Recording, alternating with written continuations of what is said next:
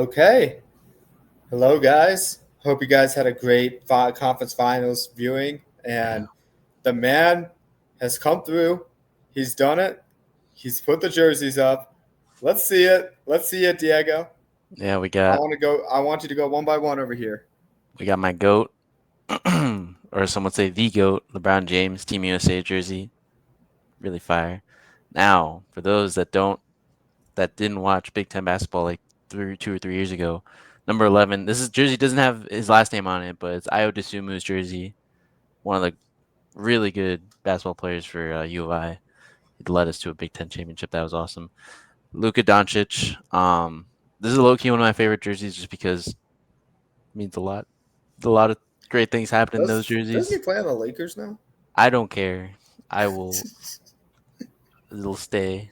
Um, and then I have Kevin Durant's. It's kind of hard to see because of the glare, which is kind of lame. But Kevin Durant's Navy Team USA jersey. I have Curry's. I think I have Curry's in white. But I don't know. I was just feeling Durant. I also have KD shoes now, so I kind of had to. Um, I used to hate KD, when he went to the Nets, or no, when he went to the The Warriors. Warriors. And then I bought his shoes, and I was like, I should face my resolve my feelings towards him. So I watched a lot of KD highlights, and I was like, we're good now. So that's why he's up here now. But I yeah, respect it. I'm gonna. You still have to give me that Chinese site that you got all right, the jerseys from. I do. But I did download Real. I tried it out It's and pretty fun. got some karma points a little bit. So I think it's great if you want to stop sports betting. That's great. Just have fun and like get your feel for it. So it's cool. But yeah, I mean, love the jersey presentations. I think it's Yeah. great. Um, glad you didn't fall for my rage bait over there. But yeah, I mean, I think you moved on to Cooper Flag with bigger and better things. But True. um, what you been up to this week, man? This week, what have I done this week? Um, I don't know. I played basketball on Sunday. I'm trying right now to work on just being more calm with the ball. I've noticed that I play really rushed and anxious when I have the ball because I'm like I could mess everything up and it could all be my fault. But I'm just kind of trying to take it less seriously. Um, yeah, and working on just like feeling just just moving on the court, not just being like I need to get here right now, like super fast and like changes the pace. That's interesting. I did run club yesterday. That's something I did last summer. It's low key kind of fun because it's fun for me because I can kind of hit a reasonable time out of nowhere. I did like a 25-minute 5K, which is kind of wild. So Oh, nice, dude. yeah, I don't run at all. So I'm just like, yeah. Aside from that, pretty chill. I live in a house now. The AC doesn't work because the people that sold it to me, I think this is my conspiracy theory, that they knew that the AC didn't work, and another thing with a dryer, and they were just like, "Yo, here you go." I bought it in January, so there was no way to get the inspector people to check that. But I have almost everything ready to get it replaced, so it's kind of toasty up here on my third floor room, but it's okay. Yeah, no, it's in Michigan right now. It's like 90 degrees, 30-mile-per-hour winds. I was gonna hoop after Yeah, work like I usually do, but then I'm the just like, this wind. is way too hot. So I might go after this before the sun dies down. But if it's like Hmm. crazy, I might just work out inside. I don't know yet, but I've been working a lot on like so my pull up jumpers. Like I would do like a double tween and go into a pull up, and like one day I was really good at it, and then yesterday when I was facing my friend one on one, I couldn't hit a single one. My shooting was off. It was Yeah. awful. So I thought I had it, and now I'm questioning every single part of my shot. So I'm working on like off the dribble shooting and just getting more um what's the word? More shifty, I guess, Yeah. because I'm not a very shifty player, but recently like my behind the back has been pretty quick and Mm. lethal. So if I combine that behind the back to and change hands, and then what I started doing was like switching hands when I go up for layups because usually I just go up with the same hand. So Yeah. now I have another weapon at my arsenal when, especially when a lot of people that defend me like take an angle towards my outside hand, I'll just swap inside, either draw the foul or like they'll completely miss and I have a wide open Yeah. layup, or just change the angle that they're expecting so they didn't even jump up.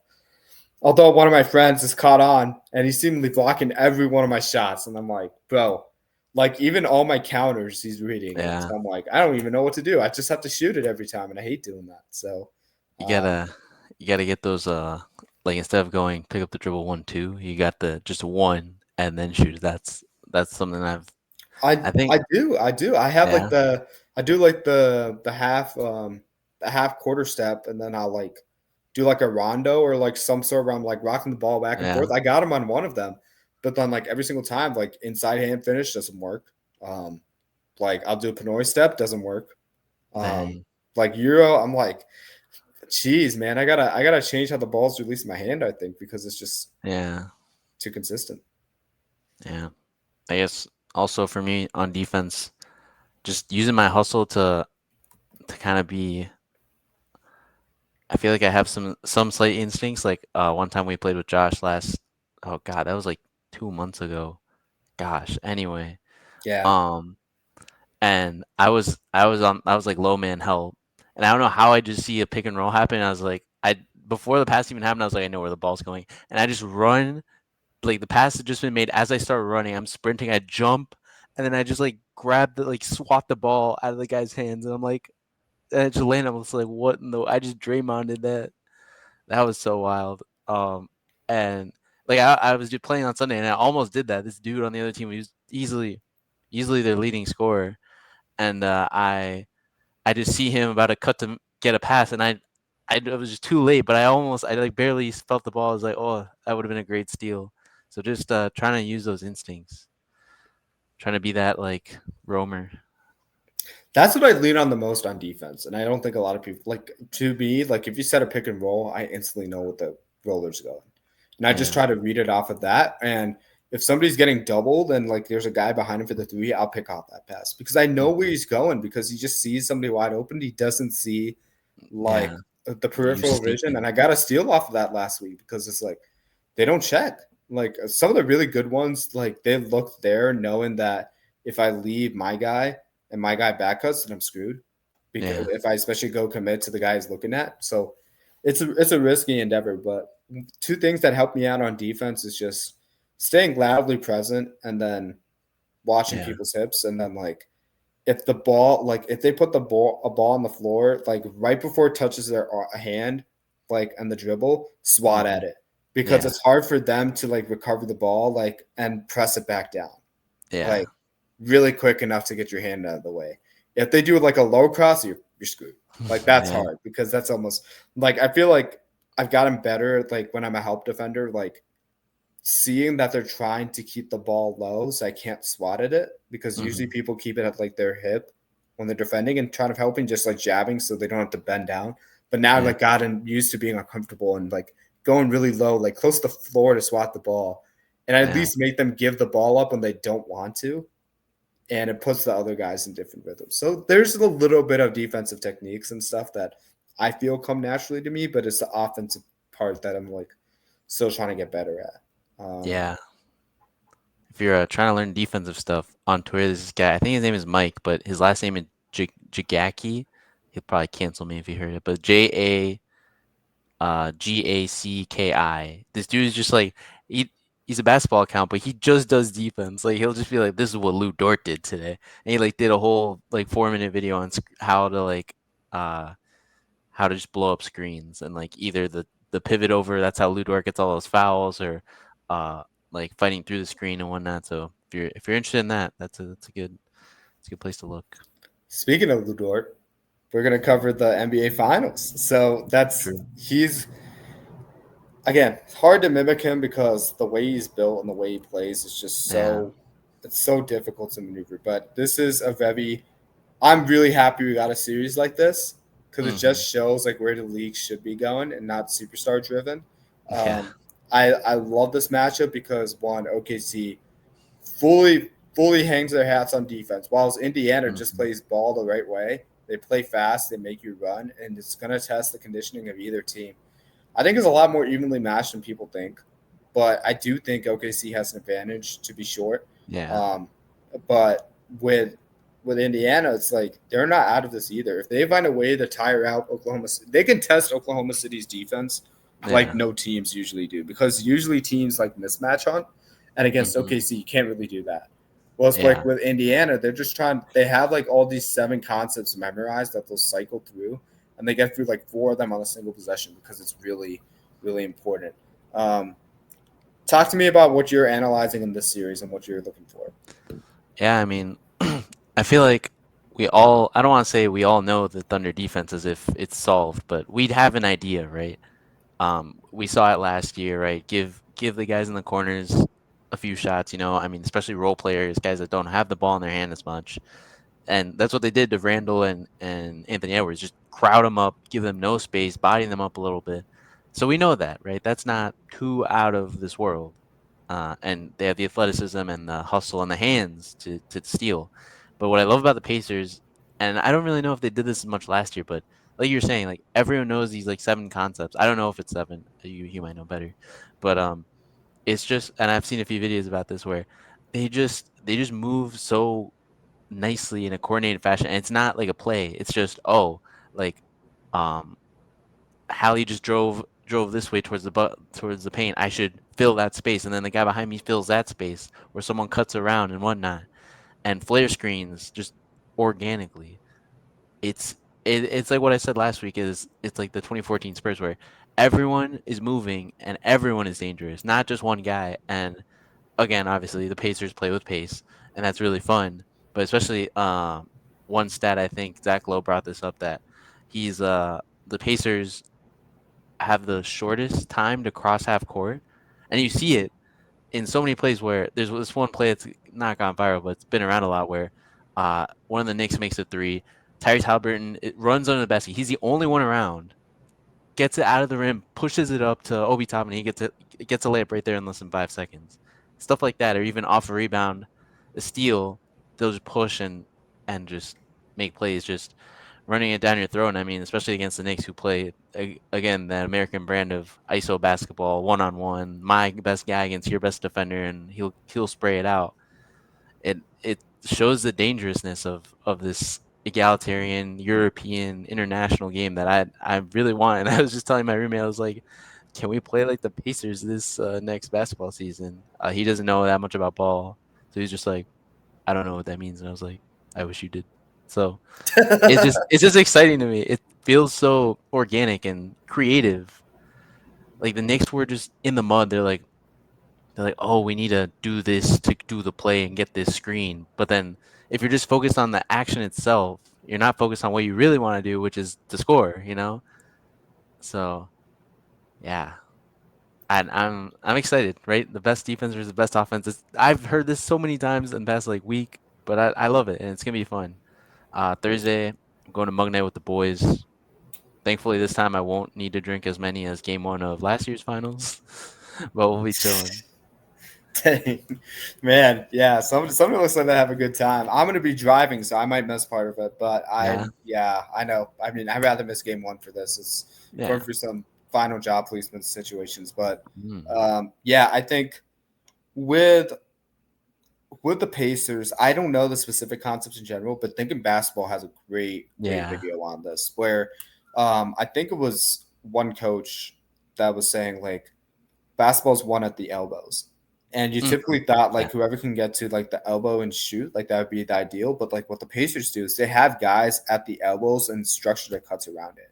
Where like a lot of times they'll run a pick and roll, and then you see a guy like Aaron Nesmith, like he's like trailing behind, like where he looks like he's gonna set a double screen. Hmm. So like on the defense, you're thinking, oh, we gotta switch that because our guy can't go for 2 screens. But it's actually just like he's clearing out space, so he'll like look like he's just trotting to the wing spot, like he's gonna go to the wing. But the way he gets there looks like a double screen, but Yeah. he's not even looking to set a screen. But all of that causes communication, and like you'll see Tyrese like go around Neesmith, go for an easy layup, and things like that. Yeah. And then like just cuts around the elbow where it's like where it's a flare screen or a ball screen behind the cuts. Like you'll see a Hmm. lot of that, but it's usually built around the elbow. So and then you talked about the runouts and the pushouts and like how they Yeah. rotate and move with the ball and like drive and kick. Like you'll see all those different concepts in motion. Um, and then when their offense is stuck in the mud, they have a Pascal Siakam. So they can play in different ways. Where I feel like Pascal Siakam's better than people think at Hmm. every single Yeah. aspect of the game. Where he's like, this is one game against the Miami Heat where I think he almost had a 5-for-5 game. Like he was one Ooh, block and one steal off. Like, that's fun. and yeah, like he's incredible. And I just think like the amount of counter punches they have, and like the guys that grew, like Benedict Mathurin had great games, and Obi Yeah. Toppin did too. Like in the way they can go 70 deep. It sucks for Chase Walker because he's going to be out with Oh, an ankle right. injury a couple days. But I think the way they play certainly will test OKC's defense. The Hmm. one thing that worries me though is watching the Knicks and Pacers series was how well Mitchell Robinson dominated. Yeah. And the reason why is that I think that could be the Pacers' Achilles heel. Because if you watched how OKC and the Timberwolves played, especially game 4, where Minnesota could have easily won that game. Yeah. I'll pull up the stats here. Um, game 4. Field goal percentage, Timberwolves shot 51.2%, Thunder Hmm. 50.5%. And I think we Yeah. talked about this last week. Timberwolves shot 43.9% from 3, Thunder 43.2. Dead even. Free throws made, percentage. Timberwolves 78.6%, Thunder 76.2. You can look at all the stats, they're very similar. But what Mm. happened in that game was um, the Thunder had 14 turnovers and the Timberwolves had 23. And as far as offensive rebounds, um, they both had 19. Mm. But I like in most of the games, OKC does a great job with like turnovers and rebounds because one, they're great defenders, and two, now they have really good depth in their 4 or 5 players now to get those offensive rebounds and stuff. And that might be the deciding factor in this series. Whereas like with Indiana, if you look at the points off turnovers they had against the Knicks, like I think it was a Yeah. whopping like 36 for 19, and I think it was even a higher ratio in the last game they played against the Knicks. Oh, Like definitely. that is a major part of their offense, points off of turnovers. And if guys like Shea Gilgis Alexander, who I think only 25 more guys in the league had more turnovers than him, and he was like the Mm. leading scorer in the league, like on average, Yeah. like if he's not turning the ball over that much, Pacers aren't getting much opportunities to run out, and I think that can be Yep. the difference in this series. Yeah, definitely. I think that's like my biggest takeaway this I don't know about the whole year, but definitely this postseason, and especially with the Thunder and I guess the Pacers as well. Like the possession battle, I've never thought of it. Like in soccer, you have like time of possession, and it's so much easier to see. I mean, you can also do that in basketball, but what does that really mean? If I tell you they had 20 minutes of possession, that doesn't matter. That isn't easy, but the turnover battle is just so important, right? You have the ball more, you get more shots, and most likely, if you get more shots, you make more shots. And right, these two teams capitalize off that. And I think the way the Thunder play offense, it's never very like stressful or like frenetic like the Pacers. And that's why I kind of right lean towards the Thunder. But also, you have a guy like Tyrese Halliburton who just gets no turnovers ever, even though he's making these wild passes. Like he'll jump like his whole body turning one way and pass the other way. It's just wild, and it's just insane how he doesn't have these high turnover games. Like he just has the game super slow to him because he'll jump, make the reads in the air, and then pass it, and it's wild. So I do think OKC has an advantage there. Also, I don't know who really wins the size battle here because you have Holmgren and Hardenstein, Miles Turner, Siakam's okay size wise. Where does that really go?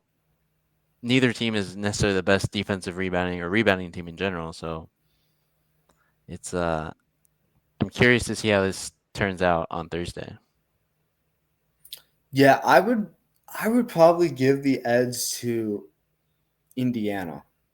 Hmm. And the reason why I say that is they can be equally effective on defense, but like Miles Turner's 3-point shooting and Thomas Bryant coming off the bench, I Yeah. think is going to make a huge difference in what the Pacers do, like and they function in general. That can be an avenue where they can exploit. And for all the praise we give in Jet Holmgren, like Pascal Siakam has been a very underrated number 2 guy his entire career, like Yeah. in Toronto, in Ooh. Indiana, like he's I think it's going to be a coming out game for him. He has the most to win in this series. Like Yeah. a lot of people are talking about SGA versus Tyrese. Like where do we rank them? But like Pascal's won a chip before. Like this is where Hmm. he's going to like shine them. And I know Caruso has as well, Yeah. but Yeah. it's like it's not an ideal matchup for either Hardenstein or Chet. Like No. because Chet wants to Eh, stay in the rim, whereas like Pascal, like he's Oh. become a really good 3 point shooter now, Yeah. and that might be the advantage. Like you could have a Lou Dort on Halliburton. You could Yeah. It's a have lock. you can have SGA on like either one of Neesmith or a Nemhard, and then um who's there? So if they have you could have Jalen Williams like as your three guy on one of them. Yeah. Like doesn't matter where you put those three guys, but like the two guys I would watch out for is like Pascal Siakam and Miles Turner because Yeah. they kind of give a different element to what OKC is used to guarding out of the Hmm. bigs, especially in a fast paced style that I think Indiana will have to utilize a lot. Um, it's going to be on them because I think their guards can get locked up easily. Like Tyrese has had Yeah. games where he's been under 10 points. And I would not be surprised if game one turns out that way. But Yep. if Tyrese is hitting 7+ assists, that's not a good recipe um, for OKC because that means he's impacting the game in other ways. So if I was OKC, I've been like, make Tyrese a score, make sure you're locked down and Pascal and Miles Turner because you don't want those guys to get hot. Yep, and especially in the two games that OKC played against the Pacers this year, those are two of the lowest I don't touch games. Basically, two really bad games for Tyrese Halliburton. But going to the Siakam question, like Siakam just won Eastern Conference Finals MVP. I mean, who here is gonna be surprised if he has two 30-point games, three 30-point games, and the The Pacers win, casuals. and they and he wins Finals MVP? That would be huge. Going from game one of 2019, showing out like that, to 6 years later winning his own Finals MVP. That'd be awesome. And I don't think I wouldn't be too surprised. I'd be more surprised if the Pacers won, but yeah. And but I low key think, I think Jalen Williams is that this is his moment to step up to that, step up to a guy that, right, Eastern Conference Finals MVP, a guy who's played at this level before. If you can clamp him up, that's, I mean, he played. No, he didn't play defense. That was Caruso playing on Randall. I guess he played a little bit on Randall as well. I mean, if they play small ball, he's their small ball five. So Yeah. it's interesting. I think Hardenstein wouldn't be too bad against Miles Turner. They're around the same size, mobility similar to me. But I think big thing is I've heard I've heard that Chet might be guarding Andrew Nemhard, their quote unquote worst 3-point shooter, because he's not that bad. I don't So know about that, dog. it's interesting. Like that's what I'm saying. It's not. There's no ideal way. There's no way the Thunder are like, oh, I love this matchup for us, because that's not what's gonna happen. But because that's the thing, everyone is just as dangerous as the next guy. No one guy. It's not the Knicks where, yeah, we'll sag off Josh Hart. Yeah, we'll sag off Mitchell Robinson. That doesn't matter. Every guy on the Pacers is dangerous, and you can't just say, But I think it's because of the guy hold that head of the snake is Halliburton. You got oh to yeah, cut that off as soon as possible. If you're a door, you're like, I'm cutting off every pass you're gonna get through. Maybe it might be better to keep SGA on it, but it's like it's because he can cut off more like passes with his wingspan. But like Dort can do it too, where it's like yeah, he could D up and like add some physical elements to the game where Tyrese doesn't want to go toe to toe. I'm not saying he's a weak player, but I'm like if you got Lou Dort, a literal linebacker, just like making sure he yeah, touches you every time. Maybe yeah. semi pause there, but like he did that to Ant Edwards, and it's like he made sure Ant Edwards like knew he was there every Hmm. possession, whether or not like he was like in front of him the entire time, and that really threw Ant off. Like if you could do that to Tyrese Halliburton and destroy his confidence, Pierce got no shot because Yeah. they're only as live as when they have the ball like set up to them by Halliburton. Like Nemhard can get his own shot. He's got better at that. Hmm. Neesmith to some extent too, and Siakam is probably the biggest benefactor of like everything slows down. But like the reason why some of these guys just like feed off like a microwave is because Halliburton makes some incredible play to set them up. Yeah. So Yeah. I mean, uh, I'm not gonna disagree. Tyrese is the engine. He's the, like, he I don't know. Is he the glue? I'm tired of the he's the one that stirs the drink because that got old I quickly. was just about to say that. I know, right? But we know what his role. But obviously, without him, this team wouldn't be where it is. But I just love the 2014 Spurs esque vibe this team is giving me, and yeah, that's why it's not easy for the Thunder. Now, I think I think Tyrese Halliburton, at least in Game 1, is going to be a bit, I don't know about frazzled, but it's a change going from Mikal Bridges, who most of the series wasn't picking him up full court, to Lou Dort, not just picking you up full court, but bodying you. Get like it's gonna be different, and so it's a big test. I mean, for both teams, have never made it. These cores have never made it this far, even to the Western No, Pacers made it to the Eastern Conference Finals last year, but still, Pacers haven't it's a been to the big step. finals since 2000. Yeah, And I with think Thunder, they haven't been in like 13 years. They haven't been since KD, Russ, and Harden were on the same team. yeah the Pizza Roll Thunder, but yeah, it's Who you give me got? How many games? I'm after picking the Knicks to win, I have to be a realist, and I think I'm picking the Thunder. It it's 6. Oh, I want to say 5, but I need to give the Pacers their their due, and they'll at least get 2 games. I just think the Thunder are a buzzsaw, and I know it's difficult. The Pacers are different than any other team the Thunder have played, but I mean they did take down Jokic, but Jokic was also at that point where he's the guy, and no one else is really there, and they're not deep enough. So Yeah. And Aaron Gordon hurt. Michael Porter just shooting badly. his shoulder that as well. So Yeah. Jamal Murray fighting illness. Yeah. But yeah. he only had Christian Brown. But back Hmm. to, I think Thunder take them out in 5, maybe Ooh, 6. But yeah. I just think for as much as like Cambridge Fieldhouse is like so packed and like you could Yeah. feel the noise. OKC is the Hmm. same exact way. Loud city, And man. I could see the Pacers winning game 3, but all the other games, like I think over 4 quarters they will wear on the Pacers. And I could be wrong, but it's looking like OKC is just it's a personnel thing. And at the end Yep. of the day, they just have slightly better personnel in the defensive end than what the Pacers have. So Yep. And last tidbit is these two teams right now at the peak of their powers in this 2025 NBA season. Both teams have most of their fans in the stadium wearing the shirts. So if you go to a playoff game and you don't wear the shirt, you're not helping your team. So lock in. I when I went to the Pistons game, I got 2 shirts. I stole a shirt off a random seat that no one was sitting in. Gotta be locked in. I also wore the shirt. I didn't say that just to make sure. So yeah, wear the shirts, I'll guys. cut that out. Nah, it's fine. Just wear the shirts. That's all I have to say. So yeah, I think that's it. That's it on this. Thunder. We are Alrighty. Thunder train. They're just a buzzsaw, man. Hmm. That's it for us. That's our finals preview.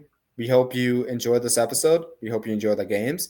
You can follow us at our Instagram channel at amond@a.mission, Oh YouTube channel, Amond Mission. Um, Diego, you look like you want to say something really important. You're dying to know. yes, yes. No, I'm dying to tell the world. I don't know if you heard, but Tom Thibodeau has been fired. What? Yeah, he's Hold been on, fired. hold on. Yeah. This is I don't know. Let me see. When did I get that notification? Oh, No 3:28. way. No way. Yeah, about 3:30 he was fired. So we'll talk about it real quick. How did we just find this out? I know it's a bit late, right? They got eliminated on Saturday. Yeah. Ooh wee. It's Another tough. another new news. There's a tornado warning in OKC, and the Pacers' Really? flight has been diverted. So Ooh, that might change Game 1 status, y'all. that's But true.